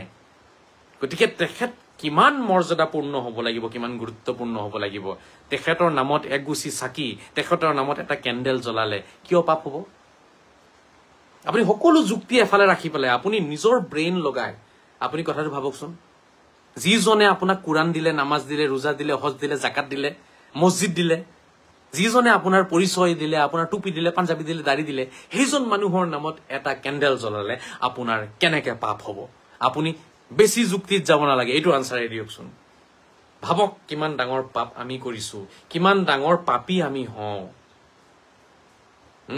মই যে এদিনাখন কৈছিলো ঘৰলে আলহী আহিলে আলহীয়ে যদি টুপুলা এটা লৈ আহে মিঠাইৰ টুপুলা আপুনি সেই মিঠাই টুপুলাটো লৈ পেলাই ঘৰৰ ভিতৰত গৈ পেলাই কি কৰি আছে মিঠাই খোৱাত ব্যস্ত হৈ গৈছে আলহীজনক বহিবলৈ লগে আপুনি নকলে আলহীজন বাহিৰত থিয় হৈ থাকিলে এয়া জানো মানৱতা? আপুনি আলহীজনক আগতে সন্মান জনাওক, আগতে আলহীজনক চাহ পানী খাবলৈ দিয়ক, আগতে আলহীজনৰ লগত কথা পাতক, তাৰ পিছত সময় উলিয়াই টোপোলাটো খুলিব। এই টোপোলা এটা তেওঁ আনিছিলে, চাওঁ কি আছে টোপোলাটোত, সেইটো লাষ্টত চাব আপুনি। আগতে টোপোলা নহয়, আগতে সেই আলহীজন যিজনে আপোনাৰ ঘৰত টোপোলা এটা লৈ আহিছে, মিঠাইৰ টোপোলা, কিবা উপহাৰ লৈ আহিছে, সেই উপহাৰৰ টোপোলাটো আপুনি আগতে নুখুলিব। আগতে সেই মানুহজনক বহিব দিয়ক, আগতে সেই আলহীজনক চাহ পানী দিয়ক, আগতে আলহীজনৰ শুশ্ৰূষা কৰক, আগতে আলহীজনক সেৱা কৰক, প্ৰণাম জনাওক, তাৰপিছত টোপোলা। আজি আমি নামাজ ৰোজা হজ জাকাতৰ টোপোলা লৈ ব্যস্ত। আমাৰ হজৰত মুহাম্মদ সাল্লাল্লাহু তাআলা সাল্লাম আলহীৰ ৰূপত অৱতাৰ, আলহীৰ ৰূপত আমাৰ মাজত আহিছিলে, আমাক সত্যৰ মাৰ্গ দেখাবলে, মাৰ্গদৰ্শনৰ বাবে, পথ প্ৰদৰ্শক হিচাপে, শিক্ষক হিচাপে, পোহৰ হিচাপে, আল্লাহৰ আশীৰ্বাদ হিচাপে তেখেত আমাৰ মাজত আলহী হিচাপে হজৰত মুহাম্মদ আহিছিলে। সেই আলহীজনক আমি পাহৰি গলো, সেই আলহীজনৰ মান মৰ্যাদাৰ কথা আমি আলোচনা নকৰিলো, সেই আলহীজনক সন্মান নজনালো, তেখেতৰ নামত এটা কেণ্ডেল নজলালো। আমি ব্যস্ত হৈ আছো তেখেতে আনি দিয়া টোপোলা লৈ পেলাই। তেখেতে নামাজ ৰোজা হজ জাকাত কলিমাৰ টোপোলা আনি দিছিলে, সেই টোপোলা লৈ আমি ব্যস্ত হৈ আছো। কিন্তু আমাৰ মাজত যে আলহী হিচাপে যে অৱতাৰ আহিছিলে, অৱতাৰ লৈছিলে আল্লাহে, ঠিক আছে, আমি সেই অৱতাৰক সন্মান নিদিলো। ভাবি চাওক আমি কেনেকুৱা ধৰণৰ মানুহ হ'ব লাগিব, আমি কিমান উগ্ৰবাদী হ'ব লাগিব, কিমান মৌলবাদী হ'ব লাগিব, আমাৰ চিন্তাধাৰা কিমান আপোনাৰ সন্ত্ৰাসবাদী হ'ব লাগিব, কিমান নিকৃষ্ট চিন্তাধাৰা হ'ব লাগিব আমাৰ। আজি বিপদ এইটো কাৰণেই আহিছে আমাৰ। মই অনুৰোধ জনাম সকলোকে, অসমত যিমান আমাৰ সংখ্যালঘু সমাজ আছে, সেয়া গৰীয়া মৰিয়া, আমাৰ চৈয় জোলাহা, লাগিলে আমাৰ মিয়া সমাজ, সকলোকে মই কৈছো নিজৰ নিজৰ ঘৰত হজৰত মুহাম্মদৰ জন্মদিন উপলক্ষে, উপজা দিন উপলক্ষে তেখেতক সেৱা কৰক, তেখেতৰ পৰা আশীৰ্বাদ লওক, আৰু এগুচি চাকি জ্বলাওক, এটা কেণ্ডেল জ্বলাওক, নিজৰ বিপদ যাব। আৰু সালাম চং পঢ়ক। সালাম চং আটাইতকৈ গুৰুত্বপূৰ্ণ কবিতা, সালাম চং, সালাম কবিতা পাঠ কৰক। সেয়া কলিমাতকৈ বেছি ইম্পৰ্টেণ্ট, নামাজতকৈ বেছি ইম্পৰ্টেণ্ট, ৰোজাতকৈ বেছি ইম্পৰ্টেণ্ট। আগতে সালাম চং পঢ়ক, তাৰপিছত নামাজ পঢ়ক। আগতে সালাম চং পঢ়ক, তাৰপিছত ৰোজা ৰাখক। আগতে সালাম চং পঢ়ক, তাৰপিছত কোৰআন পঢ়ক। তেতিয়া লাভ হ'ব, নহলে লাভ নহয়। বুজি পাইছেনে আপোনালোকে? মোৰ কথাখিনি অনুভৱ কৰক। আজি হজৰত মুহাম্মদৰ জন্মদিন আছিলে, মই আচৰিত হৈছো, মই কি কম, মোৰ সহ্য হোৱা নাই এতিয়া। কিয় কেনেকে কৰে বাৰু মানুহে, কেনেকে কৰে বাৰু? ইমানো নিষ্ঠুৰ হ'ব নাপায় মানুহ, যিমানে যি হওক নহওক। আজি হজৰত মুহাম্মদৰ নামত আমি সকলোৱে তেওঁৰ মুখৰ দাড়ি, তেওঁৰ টুপি, তেওঁৰ পাঞ্জাবী এইবোৰ পিন্ধি আজি হজৰত মুহাম্মদৰ জন্মদিন পালন নকৰাকৈ কেনেকে থাকিলে মানুহে? মই আচৰিত হৈছো, মোৰ দুখ লাগিছে। মই বস্তুখিনি বুজি আছো। আজি আপোনালোকে কেনেকে থাকিলে? হজৰত মুহাম্মদ নহলে আপোনাৰ একোৱে নাথাকিলেহেঁতেন। আপুনি যেন আল্লাহু আকবাৰ বুলি নামাজৰ আজান দিয়ে, সেই আজানটোলৈকে হজৰত মুহাম্মদে আনি দিছে। হজৰত মুহাম্মদ নহলে এই আজান লোকে নাপালেহেঁতেন। এই আজানৰ সৃষ্টিকৰ্তা কোন? হজৰত মুহাম্মদ হয়। তেখেতে এই শব্দ গাঁথনিবোৰ তেখেতে বনাই দিছে। আজানতো আপুনি আজান দি আছে, কিন্তু হজৰত মুহাম্মদৰ নামত কেণ্ডেল জ্বলাবলৈ আপোনাৰ কি নাই? সময় নাই। এই ধন সম্পত্তি আপোনাৰ নষ্ট হৈ যাব, এই ধন সম্পত্তি আপোনাক লৈ ডুবিব, আপুনিও ডুবিব। মনত ৰাখক, এই ধন সম্পত্তি লৈ পেলাই আপুনি বেছি দিন থাকিব নোৱাৰিব। আহিছে ন বিপদ, আৰু বিপদ আহিব, চাব, আৰু বিপদ আহিব। গতিকে শ্ৰদ্ধাৰ ৰাইজ, মোৰ মৰমৰ বন্ধুসকল, সকলোকে মই অনুৰোধ জনাইছো, যিমান সোনকালে পাৰে আপোনালোকে নিজৰ ভুলবোৰ ঠিক কৰক। হজৰত মুহাম্মদৰ জন্মদিনৰ পৰা, তেখেতৰ জন্ম এই মাহৰ পৰা নতুনকৈ আৰম্ভণি কৰক। তেখেতৰ জন্মৰ কাহিনী মই কম, সময় আহিব দিয়ক, তেনেকুৱা পৰিৱেশ আহিব দিয়ক। সদায় এক বিতৰ্কিত পৰিৱেশত মই সোমাই থাকো। বিতৰ্কিত কিছুমান কথা, যিবোৰ কুসংস্কাৰ, সেই কুসংস্কাৰখিনি দূৰ কৰিবলৈ গৈ পেলাই আজি মই সদায় বিতৰ্কত থাকিবলগীয়া হয়। কিন্তু সেই মৰমৰ যিবোৰ কথা, যিবোৰ আধ্যাত্মিক কথা, যিবোৰ হজৰত মুহাম্মদৰ গুণ গৰিমাৰ কথা, আৰু অন্য অৱতাৰ দেৱ দেৱীসকলৰ গুণ গৰিমাৰ কথা, সেইখিনি মই আলোচনা কৰিবই পৰা নাই। মই সদায় অসমৰ সভ্যতা সংস্কৃতিক লৈ পেলাই ব্যস্ত হৈ থাকিবলগীয়া হৈছে। এই কিছুমান সৰু বস্তুৱে মই বুজাব পৰা নাই কিয়া। গতিকে মই আৰু ওপৰ লেভেলৰ কথাখিনিনো কেতিয়া পাতিম? যি কি নহওক, মই অনুৰোধ থাকিলে, এইটো এটা বেয়া আপোনালোকে কাম কৰিছে, পাপ কাম কৰিছে। নামাজৰ কোনো ভেলু নাই, সেই ৰোজাৰ কোনো ভেলু নাই, ঠিক আছে, সেই হজৰ কোনো ভেলু নাই। যি নামাজ ৰোজা হজৰ আগত হজৰত মুহাম্মদৰ জন্মদিনৰ পালন কৰাৰ কোনো প্ৰমাণ নাই। মানে হজৰত মুহাম্মদৰ জন্মদিন আগতে পালন কৰিব লাগিব, তাৰপিছত নামাজ পঢ়ক, তেতিয়াহে নামাজৰ মূল্য আছে। হজৰত মুহাম্মদৰ জন্মদিন পালন কৰক, তাৰপিছত ৰোজা ৰাখক। হজৰত মুহাম্মদৰ জন্মদিন আহিলে পালন কৰক, তাৰপিছত হজ কৰক।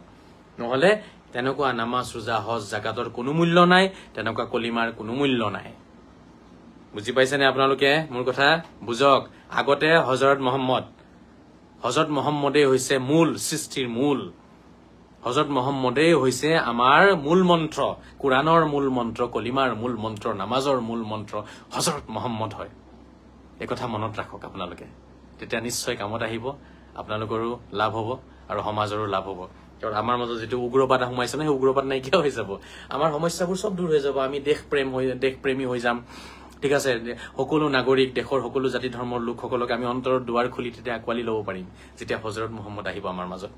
আৰু হজৰত মহম্মদ নাথাকিলে আমি কেতিয়াও দেশৰ সভ্যতা সংস্কৃতিও আঁকোৱালি ল'ব নোৱাৰো, আমাৰ একোৱে আমি আঁকোৱালি ল'ব নোৱাৰিম। আমি অন্ধকাৰত ডুব গৈ থকা মানুহৰ দৰে হ'ম। ঠিক আছে। এজনে প্ৰশ্ন কৰিছে, ভাৰতত কোনটো পালন কৰা উচিত, মিলাদুন নবী নে শিক্ষক দিৱস? দুয়োটা একেলগে পালন হ'ব, মিলাদুন নবী আৰু শিক্ষক দিৱস, কাৰণ হজৰত মহম্মদ শিক্ষক আছিলে। ঠিক আছে, তো শিক্ষক দিৱসো পালন কৰক, হজৰত মহম্মদৰ জন্মদিনো পালন কৰক, দুয়োটা একেলগে পালন কৰিব লাগে নহয়, কোনো এটা বস্তু এৰিব নালাগে। ঠিক আছে, হজৰত মহম্মদৰ জন্মদিন এইবাৰহে আপোনাৰ শিক্ষক দিৱসৰ লগত একেলগে আহিছে, নহলে প্ৰতি বছৰ একেলগে নাহে নহয়। সেইটো আৰবী মাহ, হয়তো আৰবী মাহৰ সময়বোৰ 10 দিনকে আগুৱাই থাকে পিছুৱাই থাকে। এইটো চন্দ্ৰৰ লগত, মানে জুন বাইৰ উদয় হোৱা আৰু আপোনাৰ যিটো পূৰ্ণিমাৰ টাইমৰ লগত মানে এইটো কানেকশ্যন আছে। ঠিক আছে, গতিকে মাহটো আৰবী মাহটো আগুৱাই থাকে। তো এই বছৰ আপোনাৰ আজিৰ দিনটোত শিক্ষক দিৱস আৰু হজৰত মহম্মদৰ জন্মদিন একেলগে হৈছে, কিন্তু অহা বছৰ নহয়। চাব, অহা বছৰ আৰু 10 দিন আমি আগুৱাই যাম, অৰ্থাৎ হজৰত মহম্মদৰ জন্মদিন আগত আহিব অহা বছৰ, তাৰপিছত আপোনাৰ শিক্ষক দিৱস 10 দিন মান পিছত আহিব। প্ৰতিটো মাহতে 10 দিনকে আমি আগুৱাই আহি আছো। তো আৰবী মাহত তেনেকুৱা এটা মানে হিচাপ কিতাপ আছে, বুজি পাইছেনে? তো এই বছৰ আমাৰ এইটো এটা মানে ইনচিডেন্স হয়, মানে ক'বলৈ গ'লে কোইনচিডেন্স, যে একেলগে দুয়োটা বস্তু একেলগে আহিছে, দুটা পুণ্যতিথি একেলগে আমাৰ মাজত আহিছে। গতিকে এই দুয়োটা পুণ্যতিথি আমি একেলগে পালন কৰিব লাগে।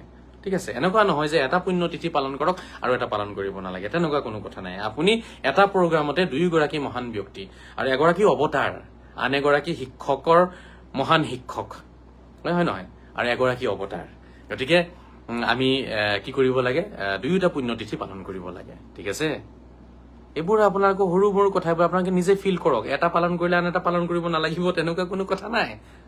দুয়োটা পালন কৰক, 3টা পালন কৰক, 4টা 5টা তিথি একেলগে পালন কৰক, 100টা তিথি একেলগে পালন কৰক। সিমানখিনি আমাক ঈশ্বৰ আল্লাহ ভগৱানে শক্তি দিছে, জ্ঞান দিছে, আমি স্মৰণ কৰিলেই হ'ল। কেণ্ডেল এটাই জ্বলাওক, চবৰে নামত জ্বলাব পাৰিব, চবৰে নামত বেলেগ বেলেগ কেণ্ডেল জ্বলাব লাগিব, তেনেকুৱা কোনো কথা নাই নহয়।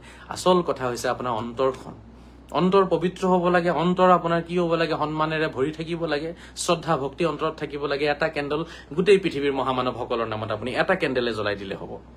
আপুনি এনেকুৱা নহয় যে প্ৰতিজন ব্যক্তিৰ নামতে, প্ৰতিজন মহাগুৰুৰ নামতে আপুনি এক্সট্ৰাকে কেণ্ডেল জ্বলাব লাগিব, তেনেকুৱা কোনো কথা নাই।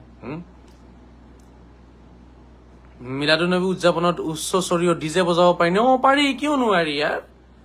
একদম ফাটাফাটি ডিজে বজাব লাগে, ফালি দিব লাগে, খালি ওচৰৰ পাজৰ ৰাইজৰ যাতে কষ্ট নহওক, উচ্ছৃংখল পৰিৱেশ নহওক। ঠিক আছে, সেইখিনি লক্ষ্য ৰাখি পেলাই য'ত আমি আছো তাত যাৰ কোনো প্ৰব্লেম নাই, বজাওক না। কিন্তু আজিকালি বহু উচ্চ স্বৰত বজালে মানুহে কষ্ট পায়, ডিষ্টাৰ্ব পায়, সেইখিনি কৰিব নাপায়। কিন্তু বজাব পাৰিব, কোনো প্ৰব্লেম নাই। যদি সকলো মানুহ একমত আৰু ওচৰ পাজৰ মানুহে কোনো আপত্তি নাই, তেতিয়াহ'লে আপুনি যিমান জোৰকে বজাব বিচাৰে 100টা মান মাইক লগাই পেলাই বজাওক না। এটা দুটা ডিজে বক্স নহয়, 100টা ডিজে বক্স একেলগে বজাওক হজৰত মহম্মদৰ জন্মদিনত। কিন্তু লক্ষ্য ৰাখিব ওচৰ পাজৰ যাতে কোনেও কি নাপায়, কষ্ট নাপায়।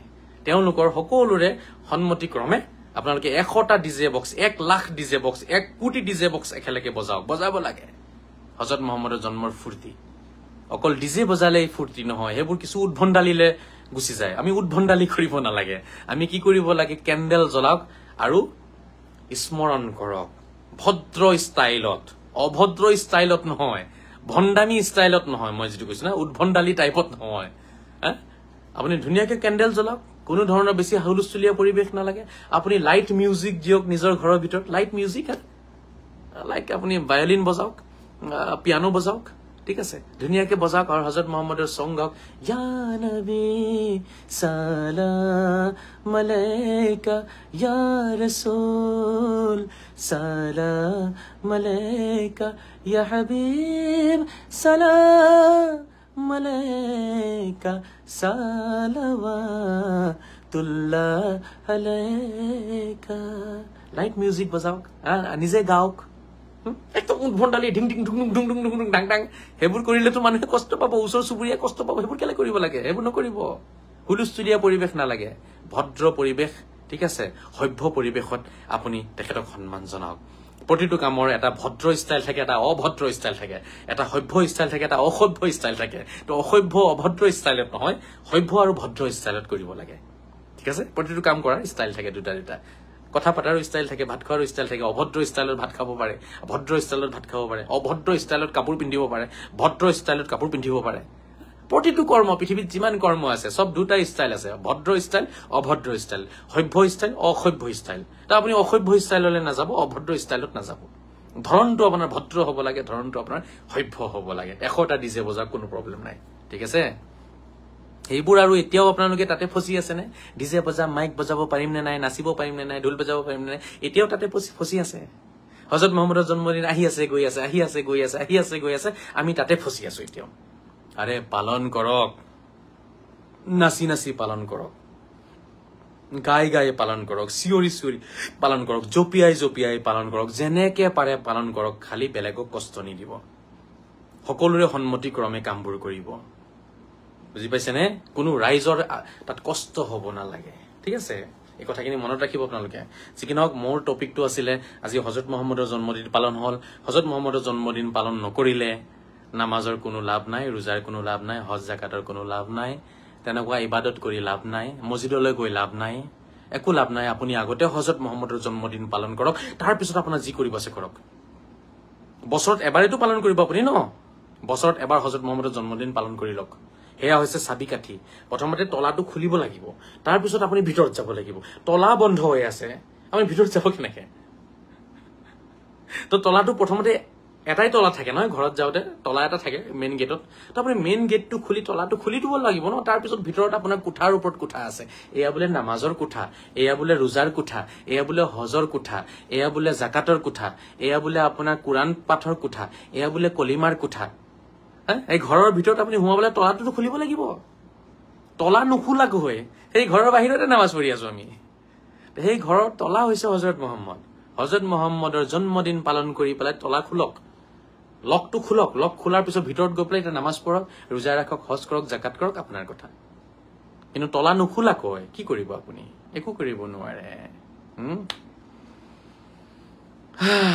কি কম আৰু বুজাই লাভ নাই মই ইমানখিনিয়ে গলো বিপদ আহিব বিপদ আহি আছে বিপদ চলি আছে যদিহে হযৰত মুহাম্মদৰ নামত আমি কেন্ডেল নজ্বলাও যদিহে হযৰত মুহাম্মদৰ নামত এগুছি চাকি নজ্বলাও যদিহে হযৰত মুহাম্মদৰ জন্মদিন আমি পালন নকৰো তেতিয়াহলে বিপদ আৰু আহিব কোনেও ৰখাব নোৱাৰে সমুদ্ৰৰ লহৰৰ দৰে বিপদ আহিব সুনামিৰ দৰে বিপদ আহিব তীব্ৰ গতিত চলা বতাহ ৰেমালৰ দৰে বিপদ আহিব ৰেমাল বতাহ যিমান তীব্ৰ গতিত চলি আহিছিল আমাৰ ফালে তাতোকৈ 10 গুণ তীব্ৰ গতিত বিপদ আমাৰ ফালে আহিব যদি আমি হযৰত মুহাম্মদৰ জন্মদিন পালন নকৰো হযৰত মুহাম্মদৰ নামত কেন্ডেল নজ্বলাও এগুছি চাকি নজ্বলাও ৰেমাল বতাহতকৈ তীব্ৰ গতিত আমাৰ ফালে আহিব বিপদ আৰু সেই বিপদত আজি আমি পৰিছো আজি আমি ধ্বংস হৈ গৈছো আমাৰ অস্তিত্ব নাইকিয়া হৈ গৈ আছে আমাৰ ঘৰৰ ওপৰত বুলডোজাৰ চলিছে আমাৰ মছজিদৰ ওপৰত বুলডোজাৰ চলিছে আৰু কি থাকিলে চলিবলে এতিয়া মানুহৰ ওপৰত চলিবলে বাকি আছে খালি বুলডোজাৰ বাকি চলি গল সব মই কৈছো ৰেমাল বতাহতকৈ তীব্ৰ গতিত আমাৰ ফালে বিপদ আহিব যদি আমি হযৰত মুহাম্মদৰ জন্মদিন আমি পালন নকৰো এগুছি চাকি নজ্বলাও জ্বলাওক সকলোৱে জ্বলাওক তেখেতক শ্ৰদ্ধা জনাওক সন্মান জনাওক তেখেত গুৰু মহাগুৰু বিশ্বগুৰু বিশ্বনবী গোটেই পৃথিৱীৰ বাবে তেখেত আশীৰ্বাদ হয় হিন্দু মুছলমান খ্ৰীষ্টান সকলোৰে বাবে তেখেত আশীৰ্বাদ সমান্তৰালকৈ সকলোৰে বাবে তেখেত দয়া হয় মায়া হয় কৃপা হয় ভগৱানৰ আশীৰ্বাদ হয় তেখেত সকলোৰে কাৰণে গোটেই বিশ্ববাসীৰ কাৰণে তেখেতে কাকো সৰু ডাঙৰ বুলি ভাবা নাই তেখেতে কোনো এক বিশেষ ধৰ্ম লৈ অহা নাই তেখেতে মানৱ ধৰ্ম লৈ আহিছিলে যি মানৱ ধৰ্মক আৰবী ভাষাত ইছলাম বুলি কয় আমাৰ ভাষাত সনাতন বুলি কয় বা হেতু বিভিন্ন ভাষাত বৌদ্ধ বা শিখ বা আপোনাৰ আৰু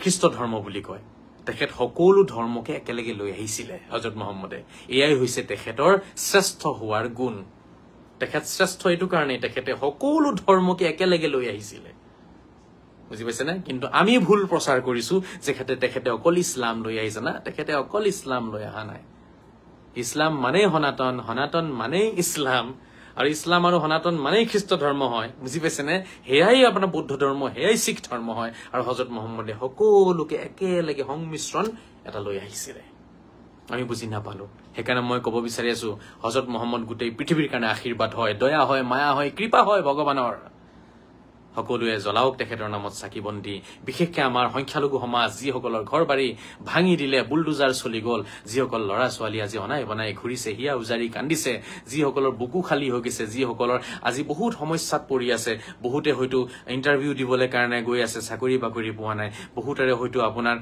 বেমাৰত লিপ্ত হৈ আছে ল'ৰা ছোৱালীৰ বেমাৰ হৈ আছে কোনোবা কেঞ্চাৰ কোনোবা টিভি হৈছে কাৰোবাৰ আৰু কিবা গোল ব্লাডাৰ হৈছে মই সকলোকে জনাম সমান্তৰালকৈ সকলো জাতি ধৰ্ম ভাষা নিৰ্বিশেষে মই সকলোকে জনাই হযৰত মুহাম্মদৰ নামত চাকি এগুচি জ্বলাওক এগুচি আপুনি চাকি জ্বলাই এটা কেন্ডেল জ্বলাই সন্মান জনাই গুৰুজনা হযৰত মুহাম্মদক স্মৰণ কৰি পেলাই তাৰ পিছত মনৰ আশা আপুনি ঈশ্বৰ আল্লাহ ভগৱানক কক চাব পুৰা হ'ব এই মহাপুৰুষ এই অৱতাৰ সকলক আগতে স্মৰণ কৰিব লাগিব হযৰত মুহাম্মদ যীশু খ্ৰীষ্ট শ্ৰী ৰাম শ্ৰী কৃষ্ণ তেওঁলোকক আগতে স্মৰণ কৰি তাৰ পিছত পৰম শক্তি পৰম ঈশ্বৰক যেতিয়া আমি কথাখিনি কম তেতিয়া কি হ'ব আমাৰ মনৰ আশা পূৰণ হ'ব বুজি পাইছে ঠিকে আছে মুল্লাবিলাকৰ কথা নামানিব মুল্লাবিলাকে হযৰত মুহাম্মদৰ জন্মদিন পালন নকৰে কেনেকুৱা মুছলমান আপোনালোকে নিজেই কওকচোন টুপিটো এনেই পিন্ধে দাড়িখিনি এনেই ৰাখে পাঞ্জাবীটো এনেই পিন্ধে হযৰত মুহাম্মদৰ জন্মদিন পালন নকৰে হা কক হযৰত মুহাম্মদৰ জন্মদিন পালন নকৰে আকৌ টুপি পিন্ধে দাড়ি ৰাখে মই আচৰিত পাইছো তেওঁলোকক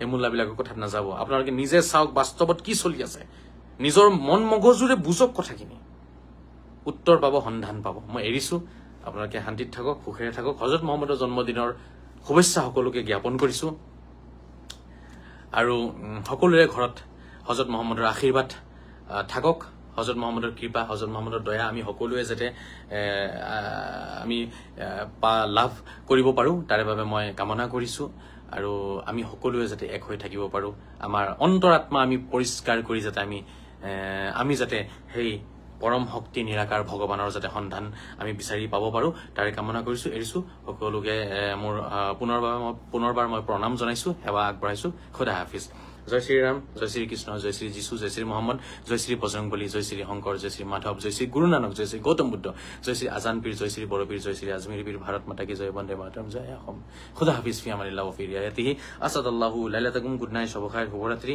শান্তিৰে থাকক শান্তি বিলাকক মৰমেৰে থাকক মৰম বিলাক নমস্কাৰ अस्सलाम वालेकुम सत श्री अकाल आदाब बाय बाय